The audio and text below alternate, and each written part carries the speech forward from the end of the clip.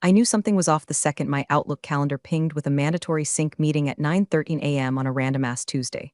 Not 9 o'clock, not 9:159:13, like they were trying to catch me emotionally off balance. I clicked into the invite and felt my stomach clench. It was from Greg in HR. Subject line, realignment strategy touchpoint. That's corporate code for we're about to screw you without dinner or a kiss.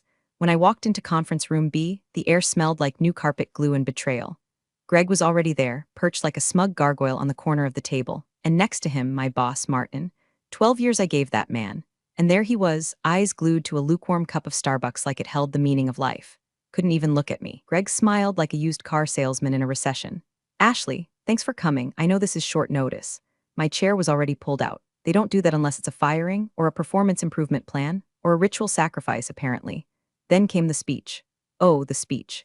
As part of our ongoing efforts to streamline operational efficiency and enhance cross-functional synergies, your role has been identified as redundant in the new org structure. Translation: we don't want to pay your senior salary anymore, so we found a college intern with a spreadsheet fetish to do your job for half the cost and none of the experience. I blinked. Once, twice, waiting for Martin to say something, anything. But he just nodded like a malfunctioning bobblehead, refusing to raise those cowardly, watery eyes from his latte. I think I blacked out for a second because the next thing I knew, Greg was sliding a folder toward me like he was dealing blackjack at a table no one wanted to be at. Here's your separation packet, he said, as if he were handing me a party favor bag at a 6-year-old's birthday. You'll find the terms of your severance agreement inside, as well as information about COBRA coverage and final paycheck disbursement. We appreciate your service. Appreciate. That word hit me like a brick made of dry sarcasm and broken promises. Then came the kicker. As I opened my mouth, just barely, mind you, to ask why, Martin stood up like the meeting was already over. Greg will walk you out, he said, and bolted out the door like it was on fire. Walk me out, like I was a damn shoplifter. Like I hadn't trained 3 different departments through 2 acquisitions and a platform migration. Greg stood up and did that awkward HR half-smile that's supposed to say this isn't personal but really just screams I got a bonus for this. I barely remember collecting my things. My nameplate, a cracked coffee mug from the All Hands in 2014, a framed picture of my dog Maple in a Santa hat, the little cactus from my windowsill that Greg told me I couldn't take because technically it was company property. I took it anyway. Come at me, Greg. And as I walked out of the only job I'd ever truly given a damn about, through the sterile halls that still had my fingerprints all over their success stories, a single thought screamed in my skull louder than the heels clacking behind me. They didn't just fire me. They erased me. Hey, if you've made it this far, you're already part of the 3% who don't ghost me like Greg did. 97% of folks watching don't subscribe, and I'm chasing my first 10,000 subscribers like it's a severance package that actually respects me. So smash that button like your HR and I just asked for fair pay. Back at my apartment, I sat on the floor with the box of my career on one side and Maple on the other. She licked my hand like she knew. I'd always imagined I'd leave that job on my own terms. Instead, I left with a paper packet, a passive-aggressive branded pen, and a deep, gnawing sense of injustice. But here's the thing about being kicked down: eventually you stop falling. Eventually you start crawling through the fine print, and sometimes, buried in the rubble, you find a clause, a loophole, a spark. I just didn't know it yet, but they were about to make the most expensive mistake of their quarter, maybe even the year. I didn't sleep that night, not even a little. My brain was a tumble dryer set to rage spin, cycling through every PowerPoint deck I ever saved their ass with. Every weekend I worked through so Martin could unplug with the family. Every time I stayed silent when Greg botched another diversity initiative by handing out reusable tote bags with the company logo like that fixed anything. By 3:47 a.m., I had 2 tabs open comparing severance norms for senior employees in our industry and a Word doc titled What I Deserve. Spoiler alert, it was not what Greg had slipped into that manila folder like a fast food napkin. I showed up to my own execution looking like a woman prepared for court, not a consultation. I had printouts, annotated PDFs, a binder with stickies. I even wore the navy blazer they gave me at the 10-year anniversary party, just to twist the knife a little. Greg was already seated, sipping Diet Coke like it was communion wine. His expression, mix of corporate boredom and smug inevitability. He didn't say hello. He said, let's make this quick. I opened with the numbers. Greg, I began, calm, collected, despite the volcano eating my stomach lining. For someone with my tenure and level, industry standards range between 3 to 6 months of severance. What you're offering barely covers COBRA and a month of rent. He smiled like a robot programmed for fake empathy. I understand this is difficult, Ashley, but unfortunately it's standard policy. I blinked. Okay, but we both know standard policy isn't a legal term. I've seen employees in marketing walk out with twice this after 2 years. He didn't even flinch. That's confidential and I can't discuss other severance agreements. What I can tell you is that this is what we offer in your situation. It's non-negotiable. That phrase, non-negotiable, it hit me like a flat note in a breakup song. He might as well have said, "You know you're worth more, but we're betting you won't fight us." I leaned in. "So after 12 years, I get 2 weeks' pay, a pamphlet about mental health services, and a reminder that I'm replaceable?" Greg did his best benevolent HR goblin face. "Ashley, you're not replaceable. You're valued. We appreciate your contributions. Then why are you shoveling me out the door like I just pissed on the server rack?" Silence. He opened his mouth, thought better of it, then recited again like a chant. "I'm sorry, Ashley, but it's standard policy. It's not personal." My laughter startled even me. A hard, bitter bark. "Oh, it's not personal? You want to tell that to the 12 Christmas parties I planned? The departmental budgets I salvaged with duct tape and caffeine? The time I rewrote your diversity slide deck because you spelled inclusion wrong?" Greg's nostrils flared, which was the closest I've ever seen him get to a human emotion. "Understand you're upset, but this is the offer. It's final." And that's when it hit me they never expected me to ask. They put a price on my silence and assumed I'd be too broken, too tired, too loyal to question it, that I'd slink away with my little box of memories and cry into LinkedIn job alerts. But I wasn't just angry. I was insulted. They weren't even trying to pretend this was fair. They wanted clean hands and a quiet exit, a quick burial. No mess. No noise, no trace. Greg pushed the folder across the table again like it was a peace offering. "Just sign and we can get your final paycheck processed." I stared at it. At the half-assed severance, the NDA clause, the line that said I waived all future claims against the company. And something in my chest, something old and flammable, lit itself on fire. "I'll review it," I said flatly, standing. Greg blinked. "You're not signing? Not today. Not until I have someone else look at it." His face twitched. "You're entitled to seek counsel, of course. But just so you know, nothing will change." "It's standard Poli if you say that phrase one more time." I cut in. "I swear to God I will tattoo it across your forehead in Comic Sans." I walked out, binder in hand, head high. And for the first time since they'd yanked the floor out from under me, I didn't feel like a victim. I felt like a woman who was done playing nice. I'd never realized how many damn company documents I'd hoarded, until I started feeding them to the shredder like they owed me money. Manuals, memos, old pay stubs, pointless employee appreciation certificates, they all went through the blades in a cathartic blur. Somewhere between the 2020 performance goals and my 10-year anniversary card, signed by people who clearly couldn't be bothered to learn how to spell my name right, I opened a second bottle of wine and gave myself permission to spiral. My living room looked like the aftermath of a tax audit, and a nervous breakdown had a baby. Maple, my dog, sat on the couch with the same quiet judgment I imagined Greg's HR handbook was full of. I raised my glass to her. To 12 years of loyalty, I slurred, and 2 weeks of severance. Cheers, corporate America. The shredder jammed halfway through a stack of quarterly vision alignment handouts, and I took that as a cosmic sign to sit the hell down. My fingers hurt, my heart ached. I had nothing left to prove and nothing worth keeping. Except, buried in an old leather accordion folder wedged behind a stack of unused business cards, I found it, my original employment offer, dated February 6, 2012. The paper was yellowed at the corners, still carrying the faint chemical scent of HR printer ink and hope. I remember signing it while buzzing with excitement.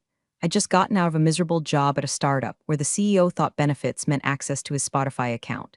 This offer had felt like real security. I flipped through the pages half-drunk, expecting nothing but standard jargon and broken promises. The base salary, the vacation accrual, already irrelevant. The part about the ergonomic assessment I never got. And then, deeper in, past the NDA clause and the forced arbitration agreement, in a section I'd skipped 12 years ago because my eyes had glazed over halfway through, all unvested shares under the Employee Equity Incentive Plan shall become fully vested upon termination of employment by the company without cause. I blinked, then blinked again. Wait, what? I read it 5 more times, each word slowly burning into my brain like a sunrise you weren't expecting. Fully vested upon termination without cause. Greg's exact words had been, "This restructuring isn't about performance. It's not personal." Meaning they didn't fire me for cause. Meaning every single one of those shares, those dusty, forgotten, unvested shares from the initial grant and every refresh they slipped in over the years could now be mine. Not maybe, not subject to review, not pending approval. Mine. Hope isn't always warm and gentle. Sometimes it comes sharp-edged and trembling, the way lightning splits a dead tree. I sat frozen for a long moment, gripping that paper like it might vanish if I moved. A crack began to form in the heavy cloud of despair hanging over me, just a sliver of light, but it was enough. I fumbled for my phone and took a picture of the clause. Then I took another. Then a video, just in case the universe decided to crash my phone out of spite. I didn't know the value of the shares off the top of my head. I didn't know how many were still technically pending, or what the market price looked like post-acquisition. But I did know one thing. Greg and his smug little folder had just handed me a legal loaded gun. And they were too arrogant to realize they'd put the bullet in the chamber themselves. I Googled employment lawyer equity clause and fell down a rabbit hole of LinkedIn bios and Yelp reviews, but none of them felt right until I saw her name. Brenda Choi, boutique employment law specialist. Worked out of a modest suite above a laundromat. No flashy graphics, no bullshit slogans, just 5-star reviews and one testimonial that said, Brenda made my old company wish they'd never hired me. Perfect. I didn't sleep much that night either. But this time, it wasn't because I was spiraling. It was because I was planning. The law office looked like it hadn't been redecorated since Bush was in office, the first one. No glass doors, no espresso machine, no receptionists in pencil skirts offering cucumber water. Just a scratched wooden placard that read Brenda Choi-esque, and a bell that sounded like it belonged in an old-timey general store. I rang it once. Nothing. Rang it again and heard a muffled voice from behind a door. Yeah, I heard you. Come in unless you're selling toner. I stepped inside and immediately tripped over a box labeled Deposition Transcripts 2016. The whole place smelled like strong coffee and overworked laser printers. A fan whirred in the corner, oscillating over a precarious tower of manila folders. Behind a cluttered desk sat a woman in a flannel shirt and Converse sneakers, reading something on a tablet with one eye narrowed like it owed her money. Brenda Choi looked nothing like the Harvard-polished lawyers I had imagined during my insomnia-fueled Googling. She looked like she could beat someone at poker and then represent them in court the next day. You're Ashley, she said without standing. My friend Jamie says you got hosed. Sit down. Let's hear the damage. I hesitated for a beat.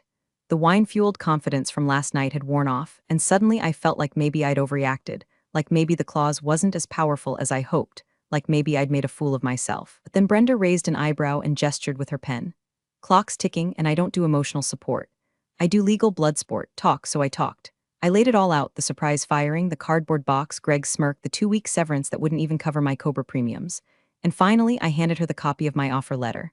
Page 6, I said, last paragraph. She didn't react at first, just read, then reread, and set the paper down slowly and leaned back like a lion after spotting a limping gazelle. Tell me they didn't include this clause in your separation agreement. They didn't, I said. They didn't mention shares at all. Her smile was slow, wicked, and full of something electric. Oh, they are going to regret being so standard. Something inside me clicked. It wasn't just that I'd found a lawyer. I'd found my lawyer. Brenda wasn't here to gently negotiate. She was here to wreck houseplints and take names. They might argue it doesn't apply to you anymore, I said, my voice unsure despite the caffeine and adrenaline trying to prop me up. Brenda snorted. They can argue the moon's made of cheese. Doesn't mean it'll hold up in arbitration. This clause is clean, airtight, and stupidly specific. You were terminated without cause. These shares are yours. I let out a breath I didn't know I'd been holding since the day I was fired. She steepled her fingers. What we do next depends on one thing. Do you want a check or do you want vengeance? I blinked. Can I say both? Brenda's grin widened. Now you're speaking my language. She pulled a legal pad toward her and began writing furiously. We're not just going to ask for the shares. We're going to frame this around their negligence. The fact that they omitted a material clause in your severance. The standard policy line is going to be our Trojan horse. You think they'll panic? Oh, honey, she said, flipping to a new page. They'll panic so hard Greg might finally break a sweat.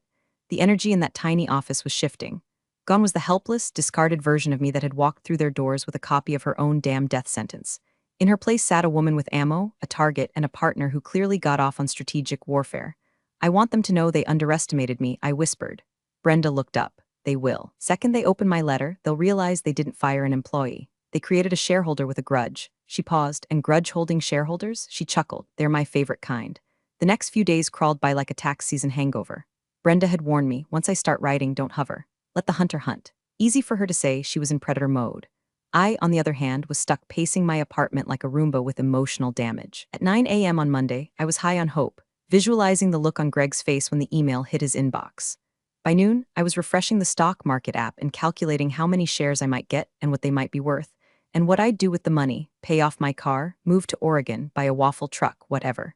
By 2 p.m., I was Googling can companies void equity clauses retroactively, and spiraling into legal forums that might as well have been written in Klingon. I called Brenda. She picked up on the third ring, sounding like someone who had just woken up from a nap mid-sentence. Don't tell me you've been reading Quora. I just needed to make sure there isn't some loophole. There's no loophole, Ashley. They're sloppy. You're protected. Let me work. But what if Ashley? She snapped a piece of gum, loud enough to cut through my panic. The only way you lose is if you start doubting me now. Do I sound unsure? She didn't. She sounded like a woman who'd once sued a telecom giant and won enough to buy a duplex in Silver Lake. I exhaled. Sorry. I keep thinking maybe I imagined it, like maybe I read it wrong. You didn't, she said. And even if you did, I didn't. And I'm better at this than they are. You think a guy like Greg reads contracts? That man probably signs his own birthday cards with a stamp. I hung up feeling slightly steadier. Not much, but enough to stay out of the Reddit rabbit holes for another few hours. Still, the wait was agonizing. Brenda didn't do half measures. She wasn't just slapping together a per your oversight email. No, she was crafting an experience. The kind of legal correspondence that made CFOs sweat through their dry clean-only slacks. Tone matters, she told me. We're not begging, we're not even demanding. We're educating them gently on how spectacularly they've FK'd up. Her plan was layered. First, quote the clause, direct and undeniable. Then, cite the moment in the exit interview when Greg repeated standard policy like a malfunctioning toy parrot. Then, and this was the piece de resistance, frame it as a breach of good faith. You don't have to disclose every benefit in a severance package, Brenda explained. When you hand someone a document that conveniently omits $1 million clause, it starts to smell like willful concealment. I felt like I was preparing for war, but my armor was made of bubble wrap and rapidly evaporating courage. Brenda, she was forging iron. Day 3, I cracked again. I texted her, what if they just ignore the letter, Brenda? Then I subpoena Greg and ask him to define standard policy in front of a judge. God, I loved her. On day 4, I drove by the office. Just once. Okay, 3 times. I parked across the street from the building where I'd spent over a decade, watching the tinted windows like they might confess. A delivery guy wheeled in a cart of catered lunch. Someone was celebrating something. Maybe Greg finally figured out how to CC an email. I stared at the building and felt it for the first time, detachment. That place didn't own me anymore. Couldn't hurt me unless I let it. What it could do, however, was pay me. Handsomely. Later that night, Brenda called. Just 2 words, it's ready. I held my breath. I'll send it in the morning. 9 a.m. sharp. Are you sure it's bulletproof? She interrupted. I even cited a precedent from 2015 where a company tried to do the same stunt and got legally pantsed in arbitration. We're not just asking for the shares, Ashley. We're planting a flag. We're telling them we see your games, we read the rules, and guess what? We're better at them. I hung up and stared at the ceiling until sunrise. Hope wasn't sharp anymore, it was heavy, thrumming, real. It hit their inboxes at exactly 9:0001 a.m. Brenda had it queued and ready like she was launching a missile. Subject line regarding equity clause and termination Ashley Moore. No exclamation points, no fluff, just a surgical, loaded phrase designed to make some poor executive assistant spill their cold brew.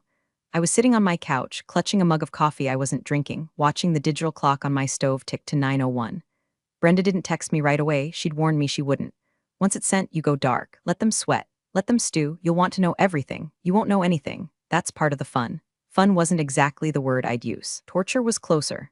By 9:07, I had checked my email 6 times and convinced myself I'd lost Wi-Fi. By 9:12, I'd opened my phone settings just to see if maybe, just maybe, push notifications had turned themselves off like they were conspiring with Greg. By 10:30, my dog Maple was giving me a look that said, "You need to go outside before you explode." I didn't eat lunch that day. I nibbled on a cold Pop-Tart and tried to read a book, but every page was just a blur of words I couldn't absorb. The letter was out there now, floating in someone's inbox like a grenade with the pin pulled, and the silence was nuclear. I checked LinkedIn. Nothing. No activity from Greg. The CEO's profile still had the same smug headshot from 2016, back when the company was smaller and people still smiled at each other in the break room. No posts. No job changes. No reactions.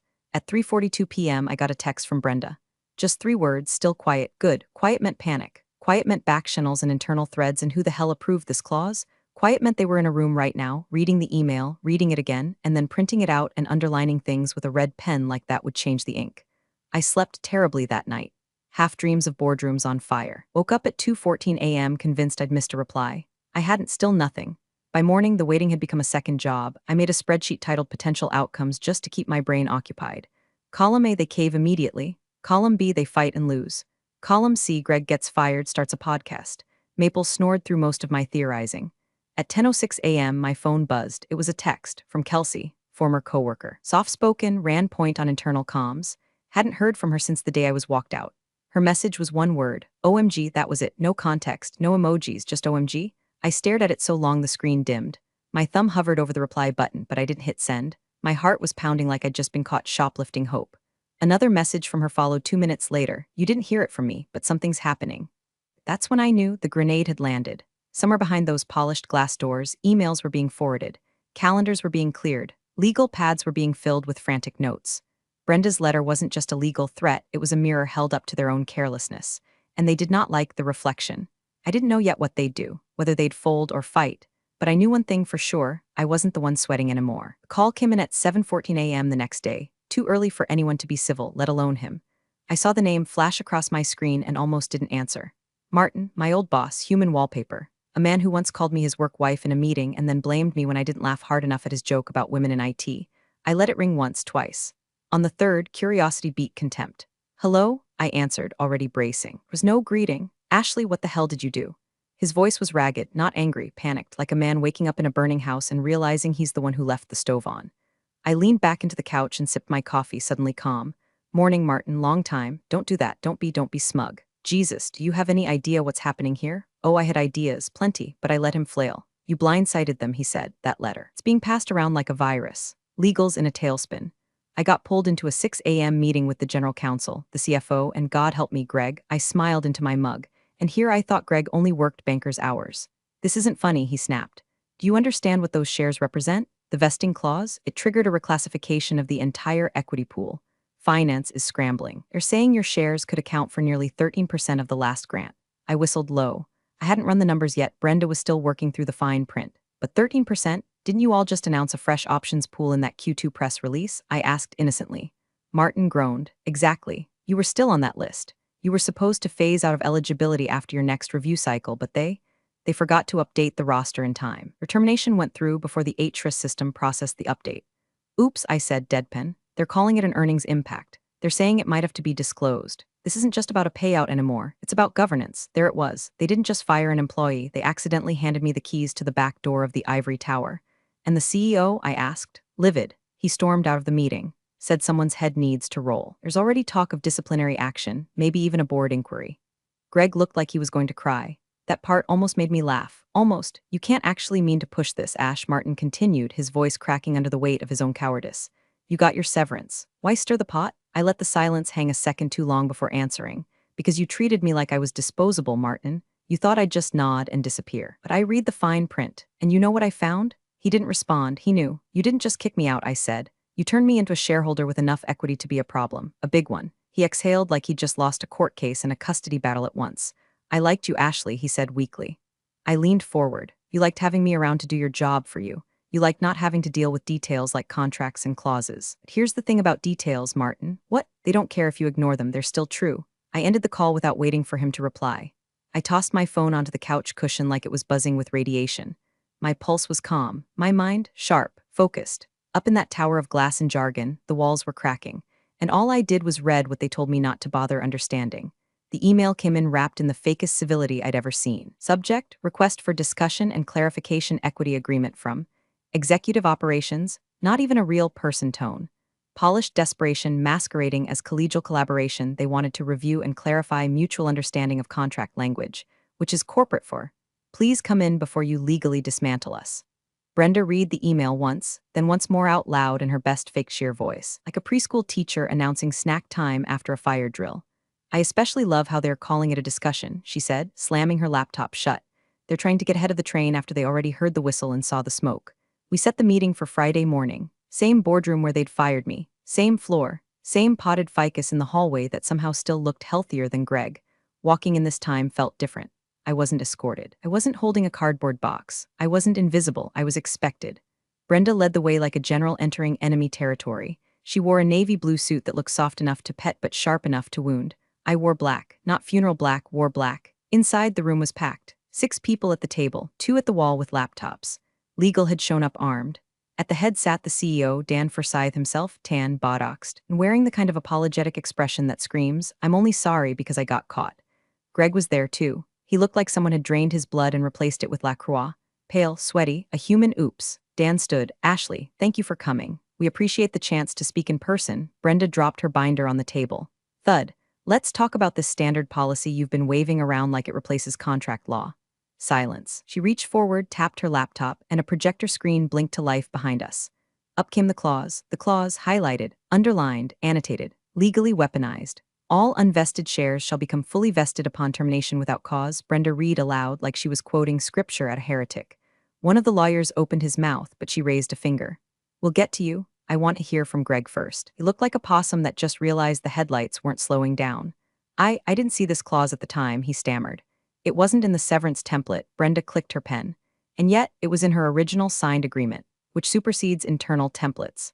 Unless, of course, your team's definition of good faith includes deliberate omission of critical compensation terms, a murmur at the end of the table.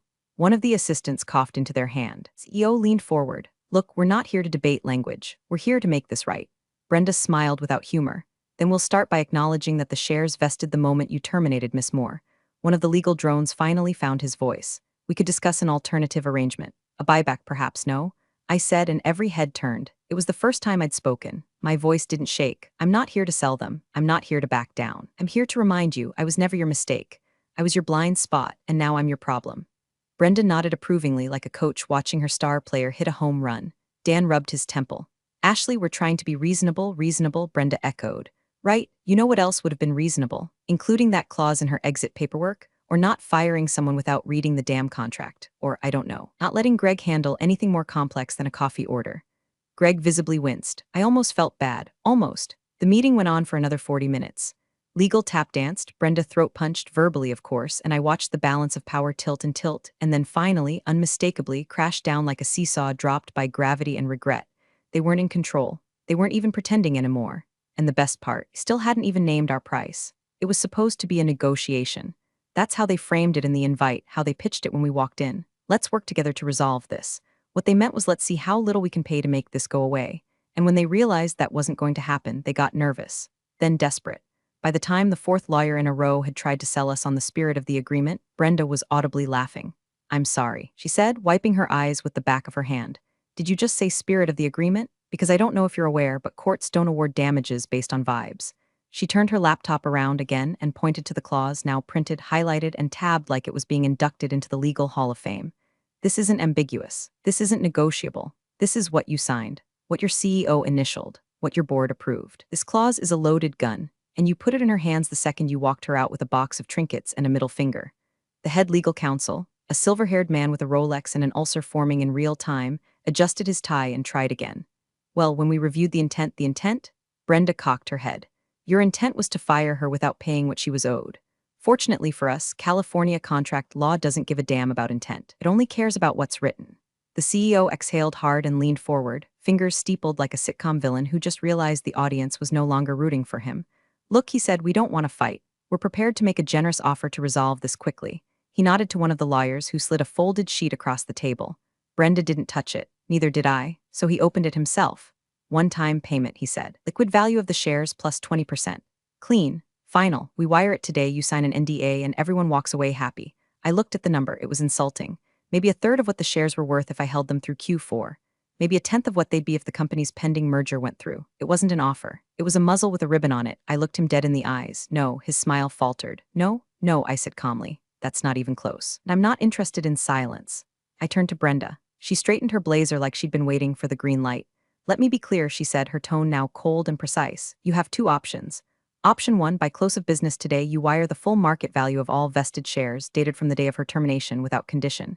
No NDA, no strings, just compensation. A long pause, the room went still. And option 2, one of the lawyers asked, already afraid to hear it. Brenda smiled. Option 2, she keeps the shares, becomes an active shareholder. Starts filing motions. The first, a demand to audit the company's employee termination practices, specifically those related to equity suppression. We'll also be asking for board meeting minutes, executive comp plans, and Greg's training credentials. Greg whimpered. And just so we're all aligned, she added sweetly, I'll be exercising those rights publicly. Which means press coverage, which means shareholder calls, which means the words bad faith termination and governance failure start appearing in places your investors can see.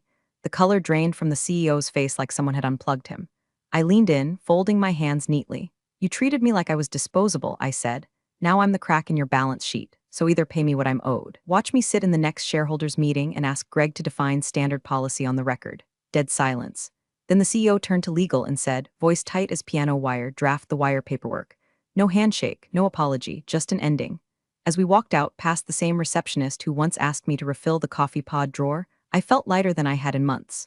Brenda nudged me as the elevator doors opened. They'll remember this one, she said. You didn't just get even, you got equity.